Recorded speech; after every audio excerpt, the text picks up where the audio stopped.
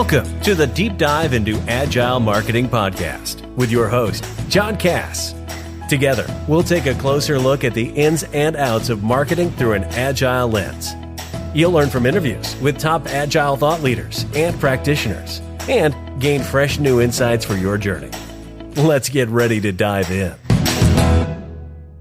Welcome to the Deep Dive into Agile Marketing. I'm your host, John Cass, here in Boston, Massachusetts. Today, I'll be interviewing Frank Days, fractional CMO. Welcome, Frank. It's a pleasure to connect, John. Yeah, it's good to connect with you again. Thanks for joining us on the Deep Dive. You and I have got a long history in Agile Marketing. I know. It's been a while, right? 2010 is when I looked at it, like recently. Really. And I was on your podcast. We were tag teaming then, Agility Marketing. And you've been involved in the Agile Marketing scene for even longer. Oh my goodness, I believe it was 2005. You're probably one of the elder marketers on in Agile Marketing, right? Right. And it's the adoption of Agile has been more broad, but also more general. It's been interesting to see. Yeah, it is. So perhaps we can start off by exploring how you're using AI for marketing, because I think we're at a focal point at the moment with Agile and AI. But so how are you using that at the moment? Yeah, I think earlier in the year I had probably a minor identity crisis. I don't know if that's the right word, but realization of just how much AI is transforming the way we as marketers work. And I kind of dove into it head first. And first, just by finding myself doing pretty much everything that I do for my clients from a prompt. And then I started to think about how could I automate a bunch of this stuff. I was doing things on a repeatable basis, and I was saving a bunch of these prompts in Google Docs. And in the long run, it wasn't very scalable. So then I started to look at some workflow tools. So, some of the obvious choices like Zapier and Lovable and Replit. And then I landed on a product called N8N. It's an open source workflow tool, popular really more in the DevSecOps and IT places because it's an open source platform. You can download the code from GitHub. It's got 150,000 stars. And people are often running it in their own private instances in the cloud rather than running it on a SaaS service. I use their cloud service, and I've been building workflows to do a lot of the things that I do on a repeatable basis. So it really started with one workflow to create the most basic thing, which is scrape the news and send an email daily based on the news that you see for a particular keyword or set of keywords. And that took me probably a day or a day and a half trying to get APIs hooked up and trying to get everything connected and trying to get it to do what I wanted to do. But I'm not a coder. I'm a marketer. I have an MBA. I have a BA undergrad degree and an MBA. I have no professional coding experience. But now with tools like Claude and other vibecoding kind of technologies, you can build really amazing, sophisticated things. So I started with that, and then I got inspired to play with a whole bunch of other workflows, including I built a workflow that will create an SEO and GEO strategy for you, one that will do brand reviews, one that will do a marketing audit. I built another one that will build a webinar plan. And then the one that I use probably the most is I built my own writing tool that does a whole bunch of, does a whole bunch of sophisticated things like keyword research, outline building, writing, fact checking, kind of all the things you would do manually in the process of writing a blog. It does it on an automated basis. So come back to your original punchline. I think it goes without saying, AI has transformed the way that we work in a major way. And I've kind of been full on headlong right into it. As you alluded to, my life as a fractional CMO, I've got two clients, and that with the use of AI, it gives me the power to do a significantly more work than I could as an individual. And that change is everything, right? AI is changing the nature of work in marketing. Let's go to our sponsor.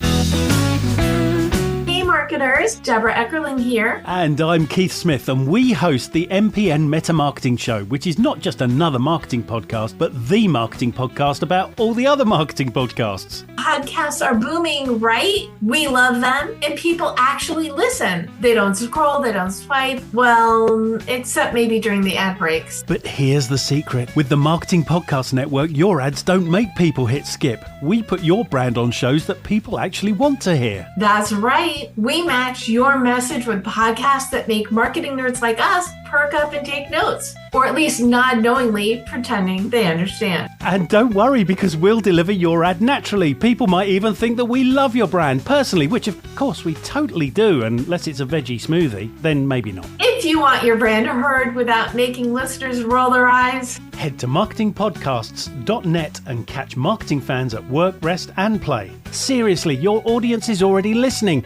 Make sure they hear your brand and not our awkward jokes. Join the conversation, because good ads shouldn't just be tolerated, they should be enjoyed. Yes! I almost feel, Frank, that we as marketers can do the things that we always wanted to do. I mean, what's your thoughts on the nature of AI and how it's changing that work and how it relates to Agile? Yeah, it changes the work that we're doing, right? The bottleneck has shifted. It used to be having enough budget to hire contract writers or to have a big enough team to write all this content. Using the content analogy or example was always the bottleneck. Now, with AI, we can create significantly more content in a much more rapid way. And the bottleneck has shifted, not from creation, but towards review cycles. So that's one of the big changes that I see in my world. And, coming back to Agile, looking at the Kanban board for one of my clients, actually both of my clients, the review column seems to be the biggest column. It seems to be where the most tasks go. And that ends up being the subject matter capacity to review the content. And most of the content I create, one of my clients is a storage and compute grade company that sells infrastructure software to very technical people. And the other is a medical imaging infrastructure company, both highly specialized, very technical, very scientific kind of content that requires a subject matter expert who really has deep, intimate knowledge of the subtleties of it to review all the content before it goes live. And that review cycle now is the bottleneck for most of the content that I create for both clients. And that's the challenge that we face, is trying to get, AI can confidently create content for you, but the bigger question is it accurate, right? Claude, at the bottom of the Claude screen underneath the prompt, or at the end of each response, it says, make sure you check this content. Claude makes mistakes. Right. I mean, it's the human in the loop, right? You have to have that human there, especially in circumstances where you've got highly complex or highly regulated industries that you're working with. You need to have a human to make sure the content that you're creating is right. So I wonder if, and this comes from some past interviews with other folks in the marketing industry as well. I wonder if part of this process is we as marketers are building our own engines, right? And we're sort of playing with the tools that are out there, as you've done, so that there's some sophistication and it has your insight. If you're in a situation where you are working with different companies or you're a brand company, isn't it going to be that the first thing that you have to do, if you want to reduce those number of review cycles or the bottlenecks, you have to start asking questions and getting the data in so that it takes less time for the client to do the review? Yeah, I mean, there's a couple of things that I've built into my agent my writing agent to the original version was really much more focused on, creating, doing the keyword research up front, creating, outlining, writing the blog. And then as over time, I've added more functionality to it to do things like doing a fact check, because again, AI is probabilistic, and a lot of the answers are it's more likely than not, or more very likely that this is true, but it's not certainty that it's true. So putting a fact check step in there, putting a step in there that what I call a persona check, which asks the LLM to put your, as an enterprise architect in a large company, how credible do you find this content? What are the areas that you think are strong? What are the areas that you think are weak? What could be improved? What's missing? And then also adding a humanizing step to say, hey, what in this content makes this look like it was AI written? So how can you adjust the content and edit the content to make it look like it's less AI written? These steps, it's an interesting thing to watch. My agent will take 8 minutes to run, and it goes through the process, but it's written the first draft of the blog probably in about a minute or a minute and a half, but then it spends the next 6 or 7 minutes doing all the review cycles and sending you a post. And then still come back to your point about human in the loop. Still needs to be a human in there. The expertise of a human is still going to be required. That we're not yet at that point with the depth of intelligence from these LLMs. The LLMs are better. They've gotten better and better. Even I've noticed some significant improvements in the last 6 months, but it's still our expertise as experienced marketers remains important. It does. Let's go to our sponsor. This episode is brought to you by Indeed. You're ready to move your business forward, but first, you need to find the right team. Start your search with Indeed Sponsored Jobs. It can help you reach qualified candidates fast, ensuring your listing is the first one they see. According to Indeed data, sponsored jobs are 90% more likely to report a hire than non-sponsored jobs. See the results for yourself. Get a $75 sponsored job credit at Indeed.com/podcast. Terms and conditions apply. How do you think this is affecting marketers and how they manage things, especially with clients? I mean, you talked about the 2 clients that you're working with. Are they learning the benefits of AI and how to play with it and how to work with it as well? Not necessarily in working directly with it because you're the intermediary for them, but are they sort of seeing, we need to put some inputs here before we can get some good outputs? Yeah, I mean, it depends upon how you are as an organization. One of my clients is very AI forward. There's AI in their product, and they're very much almost everything that they've been doing in marketing has been very much motivated by AI. My other client's a little bit more mature company, but we've been spending a lot of time, and a lot of what I've been doing is trying to help them transform a lot of the processes. We use clay.com. There's a lot of workflow stuff that you can do around that, trying to build rather than writing nurturing content or nurturing emails for our emails that our BDR team can use. I've written a prompt and given them resources. So to make it a little more dynamic, the nature of the work. And then, the next step might be to think about trying to fully automate this stuff. And then, some of these jobs that are very repetitive, that's happening probably across the board. Roles where it's very repetitive and there's not that much specialized knowledge. I think it's going to be the transformation we're going to see over the next few years. Right now, there's AI in a lot of these products, but it's, grafting the AI onto an existing technology. We haven't seen the major transformation yet in the market. We haven't seen that shift. If you think about technology adoption and the anecdotes of when internal combustion engines came, they tried to stick an internal combustion engines on steamboats, onto boats down the river. And, it doesn't always work exactly the way. It's not there's going to be disruption. The dominant design hasn't fully emerged in how all these, right now, as marketers, our tech stack is somewhat mature for companies for emerging companies. You have to have a CRM, you have to have marketing automation, you might have an ABM platform, but you have data sources. That's today.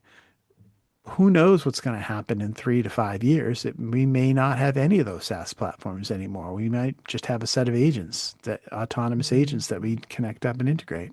That'll be so disruptive to a huge part of the industry. I mean, Oh, that, I think that yeah. certainly, John. And, for companies that are the major players in the marketing automation space, they've all been very AI forward and adding a lot of AI features. But it comes back to, was it Satya Nadella's making his proclamation that SaaS is dead? I mean, one of the main reasons you need SaaS is for the interface and so people can interact with it. If there's no human in the loop on a bunch of this stuff, why do you need an interface? Why do you need the bloated features and functions of these tools? Could that's been a bit of what I've been building with agents, is like, can I deconstruct some of the functionality that these main products have that I need? I built an SEO tool because I was cranky about how much the SEO tools that professionals use cost. I didn't need all of that functionality. I just wanted to build a strategy and identify keywords and suggest some content. That's that I can do that, and it costs me about 3 or 4 cents per run using an LLM, rather than the $300 to $500 a month it costs to license one of these products. That will have a huge change for the industry. In some ways, you buy these different platforms that are out there, but it's almost impossible to become an expert in how to use them. If AI is that better interface, maybe that's the biggest benefit for us as marketers. Yeah, I don't know. I mean, I think we're starting to see stories of, hey, I have a 45-person marketing team. I've got 20 individuals and 25 agents. I mean, starting to see some anecdotes like that, but I don't know. I don't know right now. I think, again, the dominant design really hasn't emerged. I think we're still in the lots of innovation stage of the market. There's lots of, every day someone sends me, hey, have you seen this product? And there's all variations on a theme. AI powering some part of the marketing process, identifying prospects, looking up IP addresses, building workflows. There's a whole host of go-to-market oriented things that there's a million little companies that are getting funded because they have AI in their mission statement. And will all these companies survive? Probably not. Probably not. That's very common, right? That there'll be a small number of winners, and it will be really eventually people will coalesce around some dominant design. It's the classic technology adoption life cycle. I think that's very true, Frank, and it kind of makes me think about what you were saying earlier, where the bottlenecks exist in the sense that we've had technology adoption for the last 20-25 years, especially in marketing automation, but do people really use everything? um, but I wonder about the nature of work. So if that bottleneck exists for customers that you sometimes have in terms of the review cycle, does that mean that if we increase the volume of content, is that really helpful? And should we then be spending more time on just trying to do less work, but make sure that the work that we do is really, really good and is as competitive as it can be? Yeah, I think that the work, it comes back to the point I was making earlier. The work product, what we deliver as marketers, is going to be different. Again, more of what I do on a daily basis is reviewing things, and less of actually building the strategies and building. And look, I build the strategy, but actually building the content and building the things, and that's the major transformation in my mind's eye. Right, right. Well, Frank, this has been a great discussion. Thank you so much. Oh, I appreciate the opportunity to talk. Great, great. Well, thanks for Frank for joining us. Thanks also for joining us on the deep dive into Agile Marketing with John Cass. My thanks to Frank Days, and we'll see you next time. Thanks for joining us for another episode of the Deep Dive into Agile Marketing podcast. Be sure and subscribe to our show and leave a review to let us know what you thought of today's episode. You may know you're listening to this show along the Marketing Podcast Network, but did you know there are other great shows on MPN to help your business? Robbie Samuels hosts the On the Schmooze podcast. Robbie, tell listeners what to expect from the show. Since 2015, I've interviewed entrepreneurs who overcame challenges to achieve success in their field or industry. Tune in to On the Schmooze to listen as I ask deep questions to elicit untold stories about leadership and networking. And where can people subscribe? Find the show at ontheschmooze.com or on marketingpodcast.net, or just search for it wherever you get your podcasts. You heard them. Go subscribe. This podcast is heard along the Marketing Podcast Network. For more great marketing podcasts, visit marketingpodcasts.net.